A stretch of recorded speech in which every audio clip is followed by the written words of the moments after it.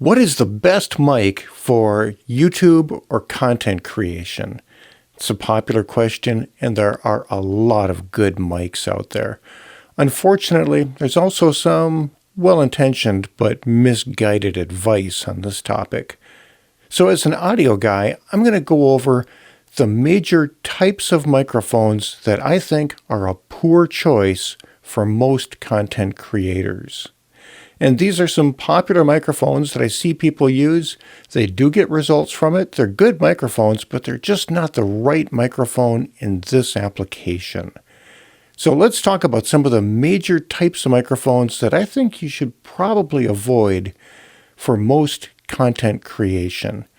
And the first one is probably the first mic that most of us use, which is the built-in mics that are in your cell phone or your camera. Now, a while ago, a lot of the mics in these devices were not particularly impressive in their performance. But I must admit that the mics that are in my phone and some of my cameras, they sound surprisingly good. Technology has come a long ways. But even though these mics sound pretty good, sure, they're not studio quality, but they're good, I still wouldn't use them in most situations. And the reason is simply because typically they're just too far away. For example, when I'm shooting this video right now, my camera is way out there, about 7 or 8 feet back. And if my mics were 7 or 8 feet back, they would sound like they're 7 or 8 feet back. You'd hear a lot of room ambient noise, and my voice wouldn't come through clean and clear and distinct. So even though the mics themselves are pretty good, just the place where I have to put the camera in order to get decent video framing forces me to put the mics in a spot where they're just not going to work very well. Now, an exception to that might be if I'm just walking down the street with my phone doing a selfie vlog type situation, and I'm right in front of the phone talking to it. Now, in that case, I'm pretty close to those mics, and they're probably going to give me a pretty solid pickup. And it's certainly convenient. So convenience may win out, and I would do that. Now, what about the situation where I'm in a restaurant and I'm videotaping the meal I'm eating, or I'm videotaping a conversation with a person on the other side of the table? Again, in that situation, I'm pretty close to the mics in the cell phone or on the camera, and that would probably work out okay. But in that situation, even there, I don't think it's the best choice.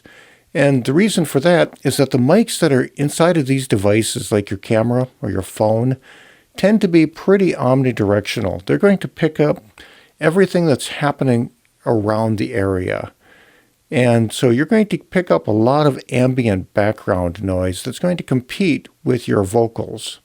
So for that reason, I would still choose some kind of cardioid directional microphone that is focused on your voice or the voice of the person you're talking to. Those mics will still pick up plenty of background ambient noise, but they'll help rise your vocals up to the top so you come through clean and clear. And so for portability, if you're just walking around shooting some video, I can certainly see the appeal of using the built-in mics in your camera or your phone. And lots of times that's just what I'll do because of the convenience factor. But I don't think that they're going to give you the best sound quality, especially if you're in a situation where you're setting up the camera a little bit away from you and trying to shoot video. Now, you could argue that, well, I could just put a different lens on the camera, like a super wide-angle lens, and move the camera a whole lot closer to me, and that lens would give me decent video framing, and I'd be within arm's reach of the camera, and then I'd get decent audio pickup, which is true. But the problem with that is that a super wide-angle lens in the camera probably isn't going to give me a very flattering image. That's going to have some distortion characteristics typically. And you almost never see a professional portrait photographer shooting with a super wide-angle lens. It's just not a very flattering look. So with a practical lens in the camera, that means your camera is going to be back a few feet, and that's just too far away. The next type of microphone that I don't recommend is the one that the camera store will very likely recommend to you. and that is the shotgun style microphone. These tend to be those longer, extremely directional microphones. There's a lot of shotgun microphones that are designed to be plopped on top of your camera that'll give you longer reach.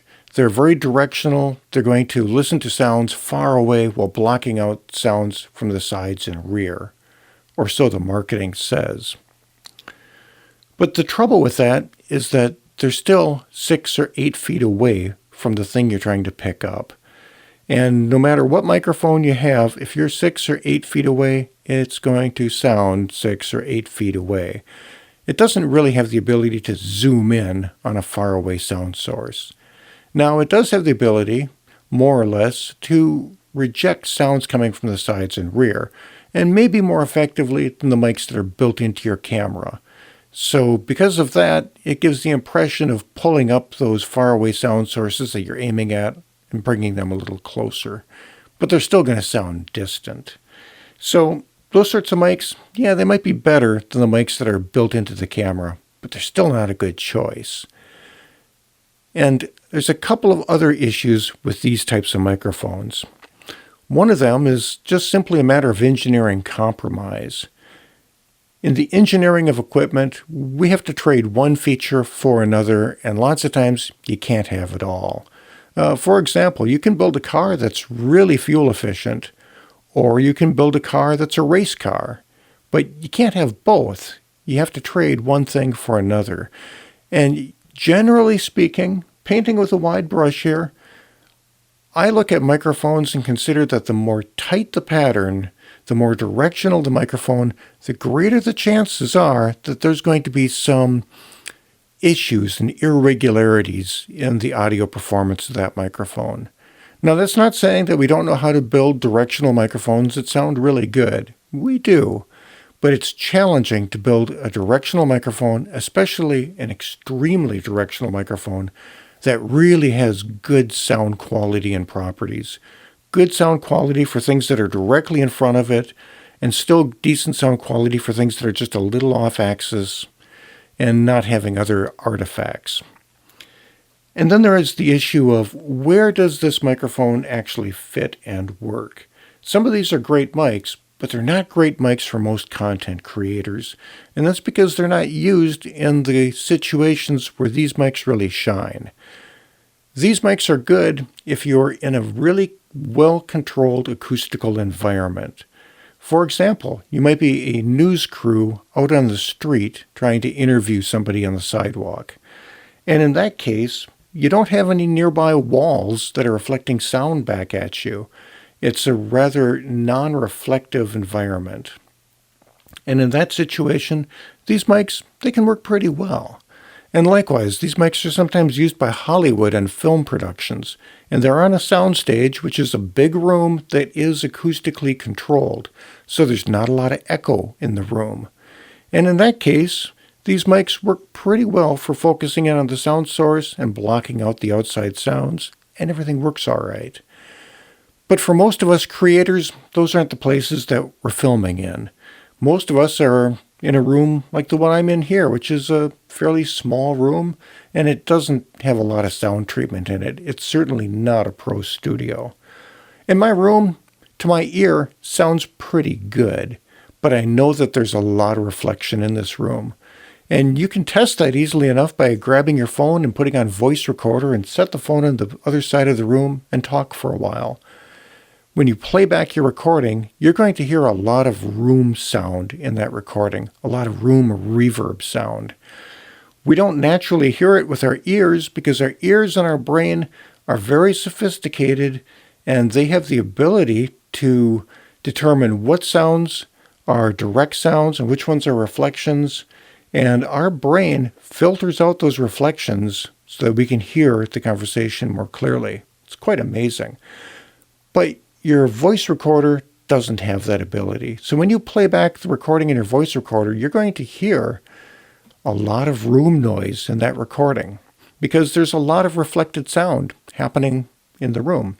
So when I'm here speaking to you, my voice is hitting the microphone, but then it's also going over to the wall hitting the wall and bouncing right back at me. And these shotgun microphones work on the principle of cancellation. You'll see that along the microphone body, there are slots or grills that can allow sound to enter the microphone, as well as the front, of course.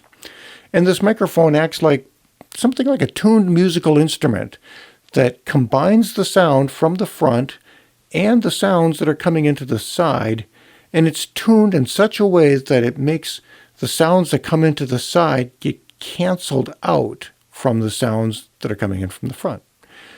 So the idea is that if you're speaking right into the microphone, the majority of the sound is hitting the front, and not so much of my voice is coming into the sides. That's just going out and not coming back. But sounds that are just in the environment overall are hitting both the front and the side, and they get canceled out. But the problem with this microphone in a real room, a small room, an untreated room, is that the sound of my voice isn't just going into the front. It's going into the front, but then just a moment later in time, a tiny fraction of a second later, it's hitting the wall and coming right into the side. And that version of my voice is getting canceled out from the primary version of my voice. And so my voice is trying to cancel itself out with a tiny, tiny time delay between the two signals. And that ends up as what I would probably categorize as an acoustical mess. And so it gives the microphone a very ugly frequency response, and it's going to make your voice sound pretty unnatural. So for that reason, these are not good choices. Either these boom-mounted long shotgun microphones or the shorter, stubby shotgun microphones that go on top of your camera. So they're not great choices unless you are actually recording in a real studio or in the great outdoors. But in smaller rooms, in controlled, confined spaces that are not sound controlled, these sorts of mics will probably not serve you best. The next kind of microphones that I think are a poor choice for most content creators are the types of microphones that your pro sound salesperson would probably recommend to you. If you call up a pro sound distributor and say, I'm looking for a really good microphone, they're going to ask, well, what are you planning on using the mic for? And you say, vocals, voiceover type work. At which point they'll say, oh, well, what you need for that is a large diaphragm studio condenser microphone. These are the kind of microphones that professional singers use in studios in order to get all of that exquisite fine vocal detail. They're the best sounding mics for vocals, and they're gorgeous. And they're kind of expensive. There are some low-end mics in this category of a couple $100 that probably perform pretty well. The Audio-Technica 4000 series is a pretty good example of some nice large diaphragm condensers, and they're a few $100s. Then you can get up into the Neumann mics like this one that can be several $1,000s. And they do sound great. They're really good mics. But there are some downsides. One is that they're really expensive, and you don't need to spend anywhere near this kind of money in order to get good results. They're also fragile. You get to drop these maybe once, twice. So they require some care. And they also are extremely accurate, extremely sensitive. And if you can hear it, so can this mic. And so if you're working in a space where there's some background noise, you can hear traffic outside. You can hear faintly the kids thumping around in the house in the other room, or the laundry running. Well, whatever you hear, this is going to hear. And so these sorts of mics are not a good choice for most content creators because they're going to clutter up your sound with all the little bits of background noise. Every little breath you take will be accurately and completely represented on this mic. And not to mention that they're more fragile than eggs and more expensive than a used car. So it's just not a practical or very good choice for most content creators. There are choices that will yield better results for a fraction of the price. So I would avoid the large diaphragm condenser studio type microphones. Unless, of course, you're running a pro studio and you have a sound controlled space and you're recording great vocalists. In that case, this is the right tool. The next type of microphone that I caution you against, but don't necessarily reject outright, are inexpensive condenser style microphones. Now, what I just said about studio large diaphragm condensers to a large degree apply here as well. Condenser microphones tend to be very articulate, clean and clear and sensitive, and they have the ability in many cases to hear a lot of the ambient noise. So if you're recording in an area that has background noises that you'd rather not get into your production, condenser mic is probably not the direction I would lean in. But on the other hand, if you have a space that you record in that tends to be very quiet and you want to have a clean, crispy, articulate sounding recording, condenser mic might not be a bad choice. Some of the inexpensive condenser mics don't have great sound quality. They can be crispy and edgy and not very pleasant. Others sound pretty good. At the end of this video, I'm going to recommend a desktop condenser microphone that I think is an excellent pick that is not particularly expensive. But generally speaking, if you're looking at condenser type microphones, I encourage you to think twice and think, does my recording environment really support that kind of microphone?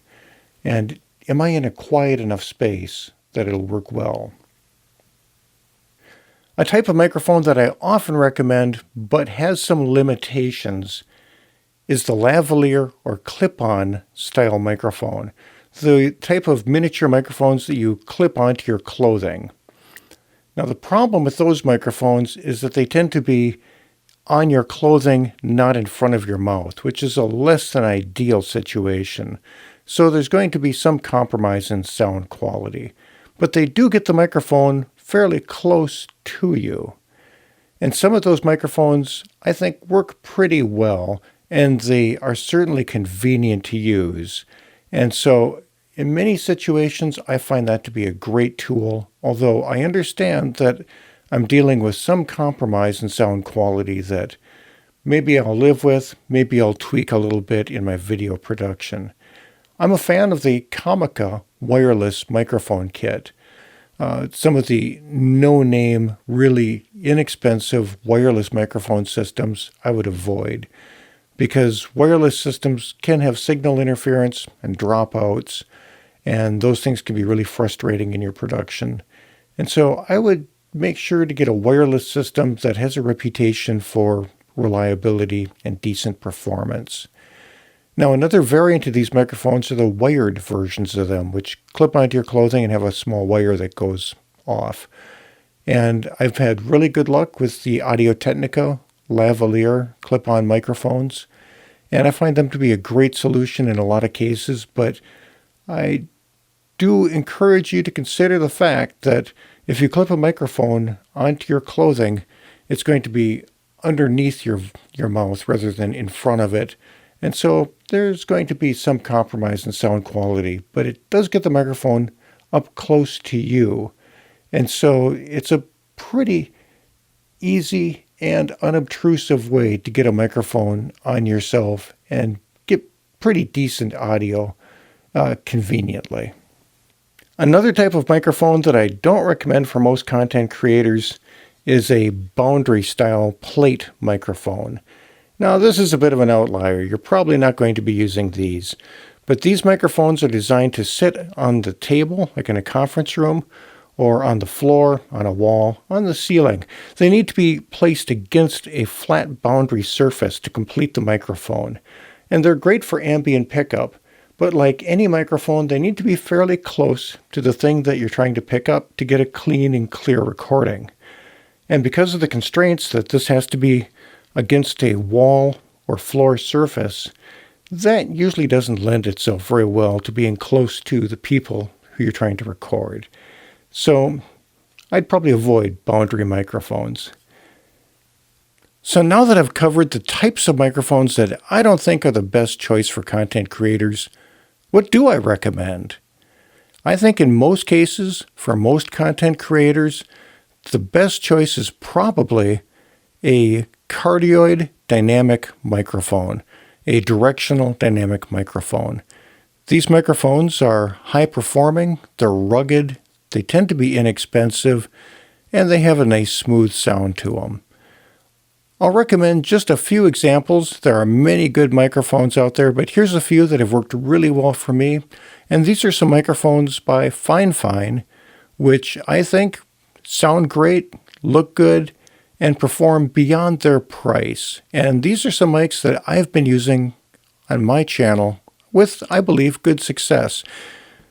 You've been listening to me today on the FiFine Tank 6 dynamic microphone.